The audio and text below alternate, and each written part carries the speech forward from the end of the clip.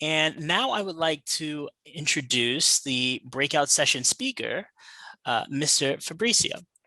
Uh, Mr. Fabrizio is an educator, art instructor, and administrator with extensive experience managing arts education programs and designing anti-bias curriculums for public schools, civic, and cultural organizations. He continues to assist art museums in developing participatory art programs with artists based on the museum collections and special exhibitions. With a background in graphic design and sculpture, he has also worked as an artist in residence for several community-based art centers and cultural institutions. He has designed and implemented programs for children, teens, adults, and families.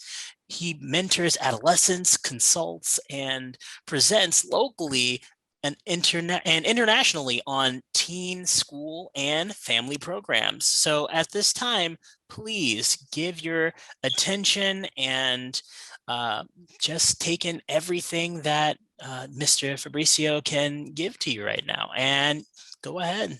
The floor is yours. Thank you, Anthony, for that introduction. It's a privilege and honor to be here with all of you. Now that you know a little bit about me, I'd like to get to know a little bit about you. So in the chat, why don't you go ahead and throw your name, and maybe you can add like a number from 1 to 10, see how you're feeling.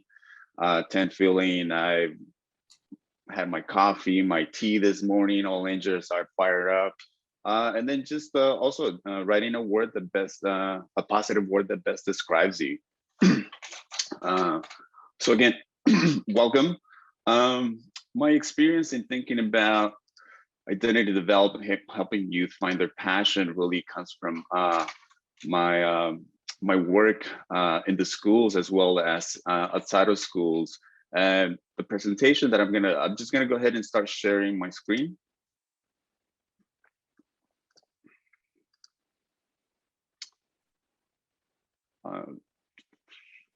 Wonderful. Can you guys show me a thumbs up, see if you can see my screen? Wonderful, thank you. So today's objectives within the next 45 minutes, we're gonna create a space for ourselves and creativity. We're also gonna create a space for belonging where everyone's lives are valued. We will take time to know more about our students, reflect as an educator, and recognize my or our own privileges. And also, lastly, we'll consider how drawing can be a tool for youth for empowerment and affirmation as it relates to helping them find their passion. And you might have gone through some community agreements before, but let me just go ahead and reiterate a few. This is a brave space. It's a space for all of you. Let's learn from one another. This is part of the process. Also being vulnerable, learning from, let's extend the grace to work through maybe different topics we will be sharing today. Make sure that you're taking space and making space. Let's make sure that this is a group effort, and when necessary, let's try our best to make space for someone else when talking. But when it's your time to speak, make sure to take space. Let's all be engaged. And speak from I statement. Let's make sure that you're speaking your own truth. And lastly, leave the story, take the lesson, make sure to leave any personal stories to cultivate these genuine stories. Be vulnerable, let's build on what is being said and hold confidentiality with one another. And so now that we've established that, I'd like to ask you if you can co-sign on those agreements. If anyone of you would like to uplift any of those or add to it, this is the time. Feel free to add it to the chat. Wonderful, thank you. So for me, it's important to, as I think about working with youth, it's about understanding a little bit of the complexities of their lives. And my work in alternative education, which I'll just read some of the, what I found about our youth. So they come with complex traumas and loss. A lot of our students, they need to work to support their families. There's a lot of mental health conditions given the world pandemic. Can imagine the state in which a lot of our youth are, given their mental abilities, or also understanding their cognitive, emotional, and learning disabilities. A lot of them might have, some of them might have substance or use disorders. Some of our students are transferring from schools. They have a lot of social transitions. Mobility, a lot of our students are moving from schools to schools. Transportation could be an issue, and just generally physical accessibility. A lot of our students also have housing instability, or they're simply homeless. Health and family issues, a lot of times they could be the primary caregiver. We have students who are young parents, be pregnant during their high school years. There also might be some type of violence, especially associated with gangs. There's also a lot of neglect, abuse, abandonment, and instability. We also know that immigration status and language, those are various barriers. So in understanding who our students are, it's important for us to also start thinking about, who am I as an educator? We will never fully understand our students' experiences. As an educator, we should acknowledge and honor our differences while trying to find ways to connect, developing an awareness around our set of privileges and understanding ways our privileges might differ from our students. We can approach our interactions with more sensitivity and foster learning spaces that are more inclusive of many circumstances our students face. A lot of what I've done in my work is, as I think about who I am, it's also reflecting on my own privileges. And what you're seeing on the screen is simply a few questions that I ask myself. For example, have your parents completed any college? At least one. You were raised in a community where the vast majority of politicians, government workers, and police were of your racial ethnic group. The heroes or heroines you saw on TV growing up were of your racial ethnic group. Your parents spoke English as a first language, or at least one. You have a parent who never completed high school, at least one. Those of your ancestry were slaves in the US or were used in this country as cheap labor. You read little about people of your race, ethnicity during your K-12 study of history. And thinking about this self-reflection questionnaire, it really makes me think about being an immigrant coming from Guatemala as a young person, 8 years old, leaving my family and parents behind. I know that my experience differs from a lot of the people that I work with, but I do recognize that a lot of the struggles and goals that we might have in common could connect us in that way. Additionally, thinking more about our students, not necessarily from our own privileges, but also in our differences. When I walk into classrooms, it's not just thinking about my differences, but also thinking about other questions that pertain more specifically to the student who is in the classroom. And for example, is questions that relate to are you able to eat multiple meals per day? Have you or someone ever been incarcerated? Have you or someone struggle with substance use disorder? Have you ever been fearful of police? Who is your guardian as a young person? Did you grow up with parents? Did you ever fear that someone in your family would be deported? Growing up, did you have physical place to call home? How much sleep did you get each night? Again, being in front of youth and connecting with them, for me, it's vital that I think about where I come from and where I'm at. And in thinking about those self-reflection questions, it leads me to developing a teaching philosophy. So what are the core tenets of my approach to teaching? When I finish a workshop, what do I hope students they learn? How would I like students to feel at the end of a workshop? What are my strengths as an educator? How can I bring these to each lesson? Ideally, what does it look like or sound like when students are fully engaged in activities that I presented in the classroom? So in knowing a little bit about who I am and our students, by having an understanding of who we are and our students and recognizing who am I as an educator, art can be a powerful tool to re-engage students' curiosity and their link to school and community, as well as to inspire them to envision creative and productive futures. And this is where my art practice has come in handy in the many years that I've worked in arts education in many different spaces in community, schools, etc. And what I like to do now is to lead you through an activity. It's okay if you don't have a paper and pencil. You can, if you have a paper near you, a pencil, that's all you will need. And the activity that I want to walk you through is it's called Drawing Your Dreams activity.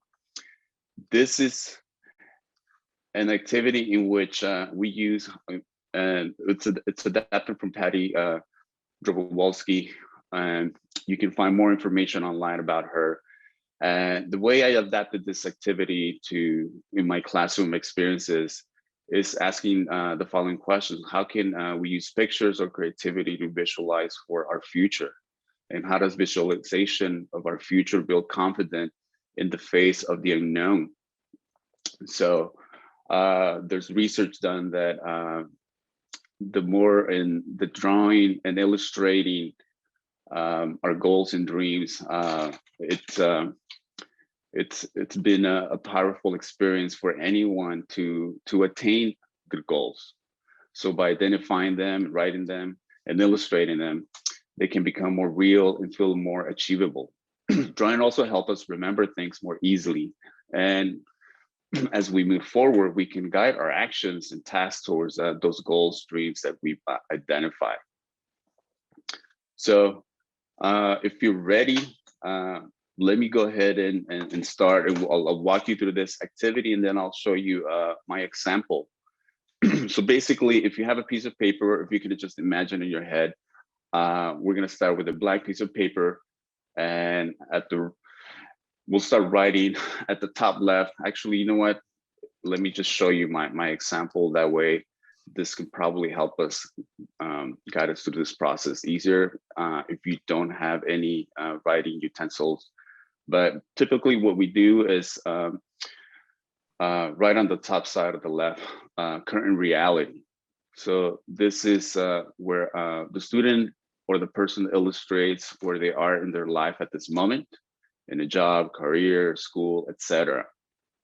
So then in the top right of the corner of this piece of paper, we write desired new realities. This is where the person or the student wants to be or future goals. So let's go ahead and take a moment. And again, if you do have a piece of paper, go ahead and write on one side, on the left side, current realities, and then on the right side, desired new realities. I'll give you a moment to do that.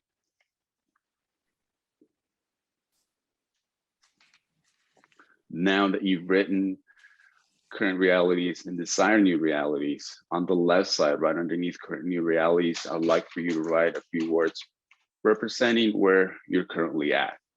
One thing that I forgot to mention that, especially for students who might be listening right now, this is challenging, but this is a great tool that you can use for anything. And it's very empowering when you recognize, when you start drawing, writing, or later illustrating your current realities or where you want to be. So if you're finding difficulty at this moment to do this project, just try your best.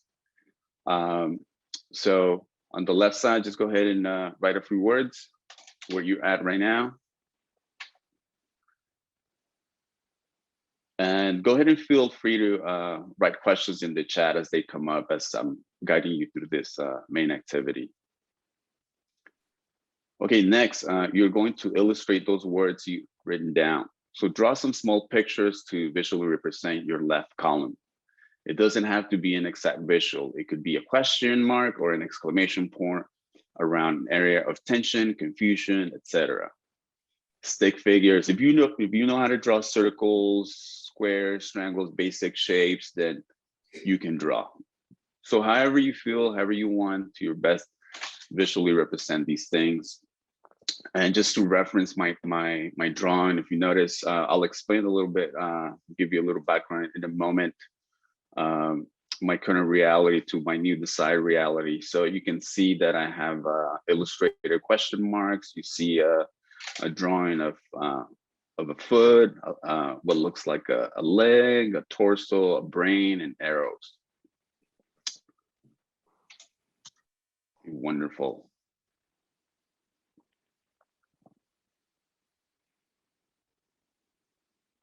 And if you have colored pencils or colors, feel free to add color. So now let's go ahead and move on to draw on the right side. Now, in thinking about your current reality, let's think about a new desired reality.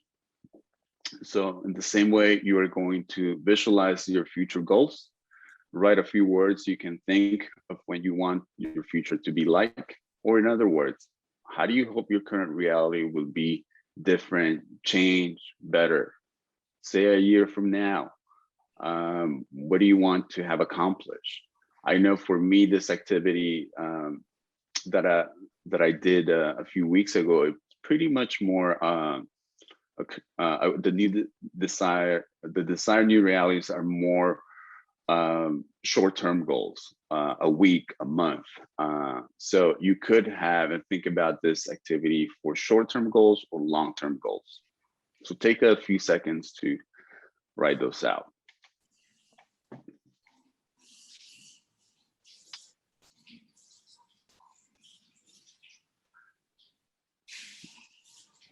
Next, you're going to draw some illustrations to visually represent each of those goals. Again, doesn't have to be an exact visual, but just some little drawings to get creative with this.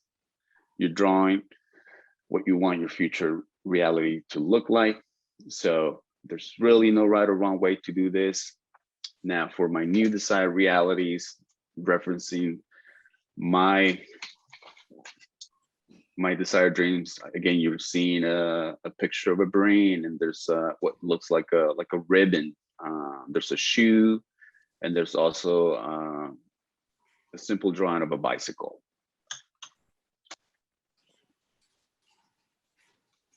With more arrows. So now, the last step. We're gonna connect the right and the left side of your drawings. So let's go ahead and draw arrows from one side. So select the current reality and draw an arrow to a new desired reality. As you can see from my illustration, I've drawn green arrows and highlighted them in yellow. So in how you connect them, they can vary. They can vary from one side to another, or as you can see, one of my current realities from the bottom left, it goes to the top right. So however you see fitting.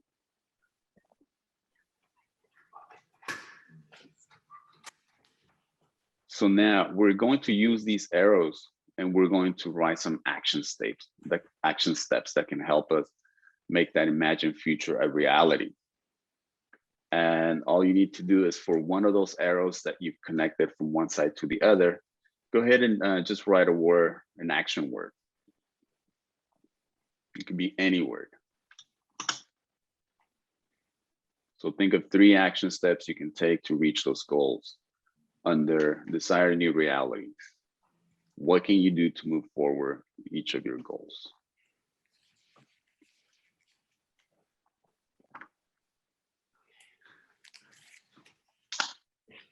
Now, while you are working on your activity, if you had paper and pencil, now if you didn't, I'd like to refer you may keep working on your drawing your dreams, but I'm going to reference my drawing activity, which you're looking at on your screen. So basically, my current reality is I an active person. I love running. So running is something that I've been doing for such a long time. And my current reality is that I've been injured. And current reality is that I lack strength in some of my muscles, and that was the cause and the stem of some of my injuries. And there hasn't been a lot of mind and body connection. So my new desired reality is to, if you can see from injure, I drew an arrow to injure free. And then from strength, I drew an arrow to a running shoe, a brain, and the word is compete. So my desired reality is to be able to be in a state of mind where I can have a more holistic approach to a healthy lifestyle. And in competing doesn't mean winning, but it's more about just feeling healthy. So my 3 action words are learn, practice, and recover. So as I think about this activity, this is an activity that can be easily adaptable to basically just about any age, anyone who might be struggling with looking at a new desire, the future. I know a lot of the work that I've done with youth, especially in term of education, it's been a challenge to see a future. And I've experienced that the creative process, whether you have a background in art or not, has really empower students to illustrate and draw their dreams, to visualize. And this has been very important because a lot of our students don't necessarily see themselves past like being a freshman or a sophomore, wherever they might be. And I have experienced firsthand how powerful this activity can be. So in identifying, in thinking about helping youth find their passion, it's really about recognizing who we are, learning about where we come from as educators, and using art as a tool that they can take with them to become a better human beings in life. And at this moment, what I'd like to do is see if any of you would like to share your drawing, or maybe at this point you might have questions. Feel free to throw it in the chat or unmute yourself.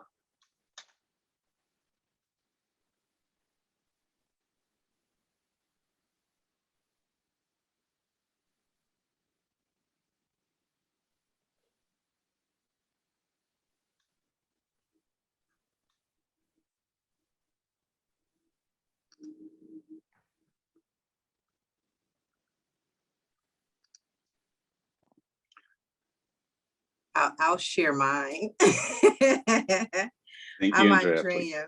So my current situation, my current reality is I'm working in the field with children, and I'm working at Jeneration, being employed part-time. And I'm also AMFT, studying for my law ethics exam. So of course I drew computers. I have a great challenge with working on the computers. I'm a little intimidated, but I've gotten better. I drew a brain because after the impacts of the trauma that I experienced coming out of the master program, it kind of like left me having to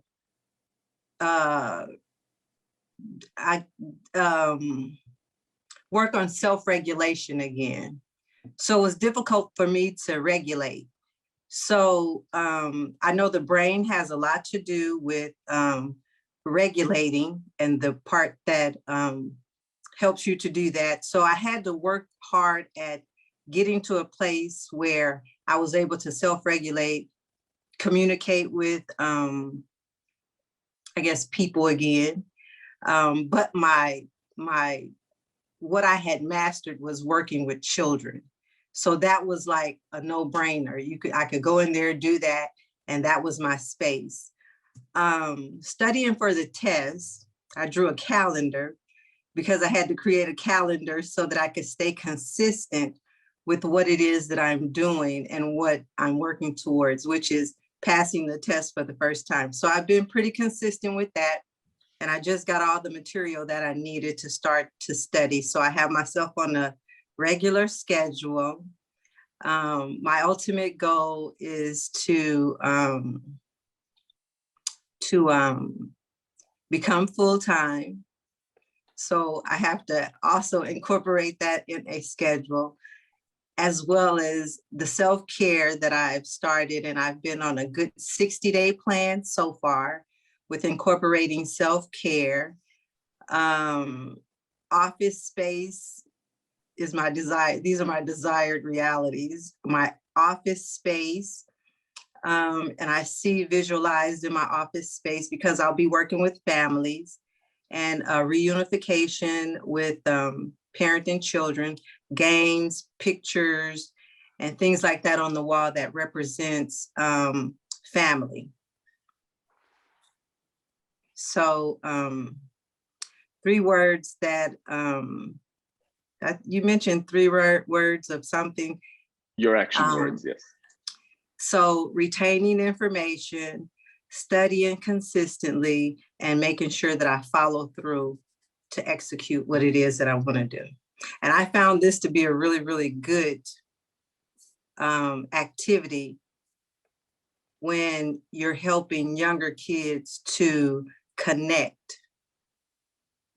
So it speaks volume for me.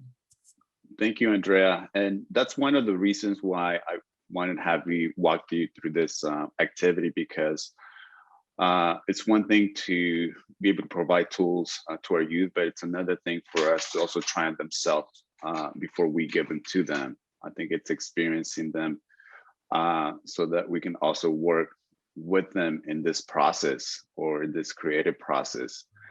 It will give them more insight. And I am glad that this worked for you, Andrea, and I'm pretty sure that this could work for anybody else. Andrea, if you mind me asking you, what was this process like for you?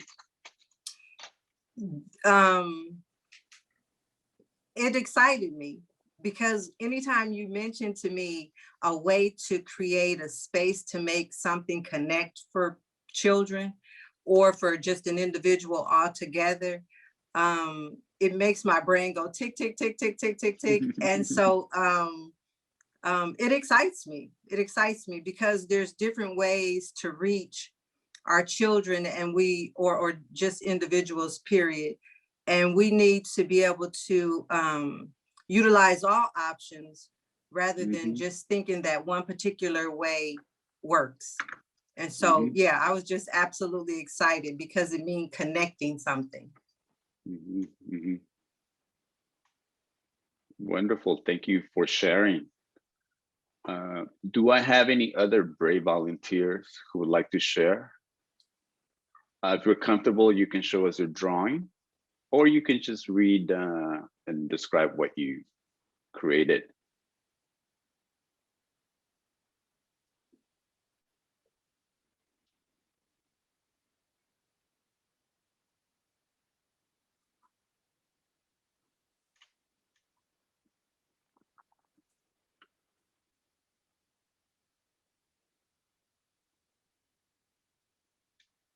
Okay, thank you.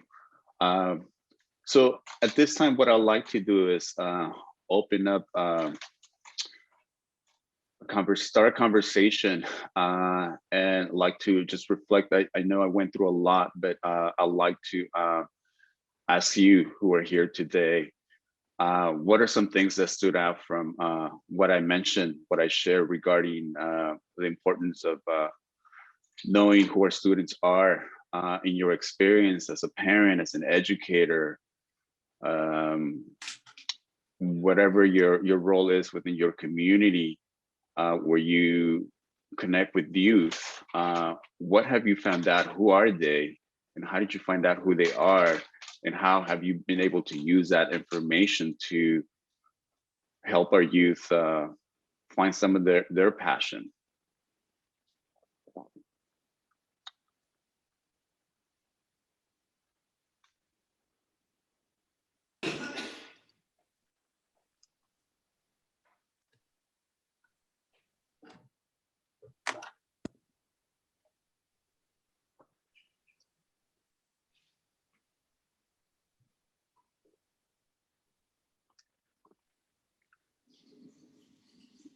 We do have a Would question. you like anyone to just chime in? Is that? Yes, please, yes. Okay, my name is Gail Parker, and I'm actually with Drug Enforcement Administration. I am the community outreach specialist, working on a special program with them, which is the Operation Engage program here in Los Angeles and pretty much nationwide. This program has been in existence, community outreach has been in existence with DEA since 1986. This particular program, in terms of where they have civilians such as myself going out in the community and doing community outreach and bridging the gap between the community and public health, and bridging the gap between public safety and also public health. Part of that is that initially when I started off, I was with New England, Manchester, New Hampshire. And when we started the program, we did a summit, a community summit, to do a kickoff of the program. We invited all the schools throughout New England, not just New Hampshire, but Vermont and Maine. Surprisingly, we got an overwhelming response of youth in the stadium. Among, I believe it was 6,000 people showed up, 4,800 were youth. So that was pretty an eye-opener for us. And although I came from a mental health background, I've been a social worker, I've been in private practice working with substance misuse and mental health. To see the youth show up in that force was just very surprising and disheartening to an extent for me, and not realizing how much the youth actually wanted information. So we opened it up for conversation, and from that, we asked them to basically take a pledge and become upstanders instead of bystanders. And we had so many youth come out and wanted to be a part and wanted to engage. So again, you asked the question of how did we come to that? And that's how we came to that, and realized that, okay, we have focused on adults. We have done this, especially looking at drug prevention. We have done treatment, we have done recovery, but we have to really start looking at prevention and looking at prevention from a youth perspective. Because yes, it might be a long-term solution, but we are very hopeful that it's going to be a solution. And we have seen amazing things come out of these youth when we give them the information, when we give them tools, when we give them a platform to utilize their voices, even just within this symposium. I mean, it's just remarkable of the youth that we're seeing, and when they're given an opportunity of how they can just flourish and bloom from that opportunity.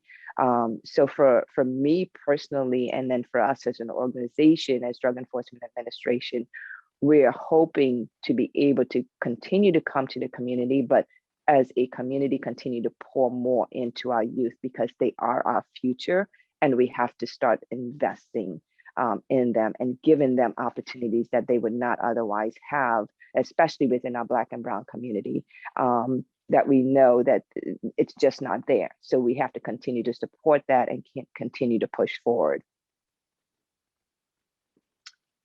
Thank you, Gail. That's wonderful. I appreciate the work that you're doing, and I commend you for all of that.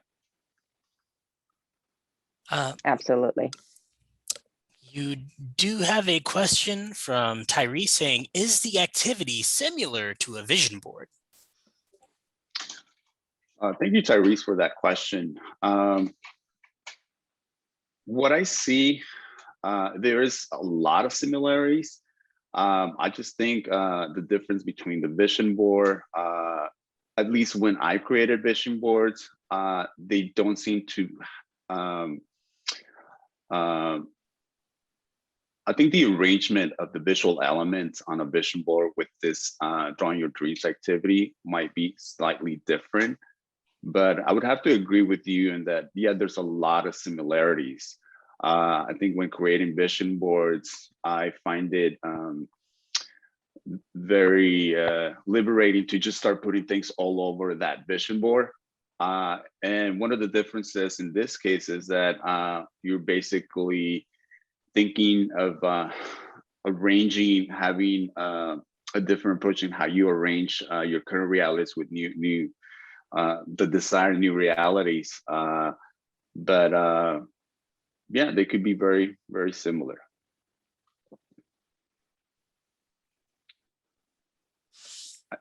I know we have probably about another 7 minutes. Is that correct, Anthony? That's correct. So I'd like to continue to open it up and ask you, how are you connecting with your youth? What are the things that you're doing in the same way, doing to help youth find their passion? What I presented to you is only one way. What Gail presented is a second way. And I think when we come together as a community, the work that you are doing, I think we can all benefit from.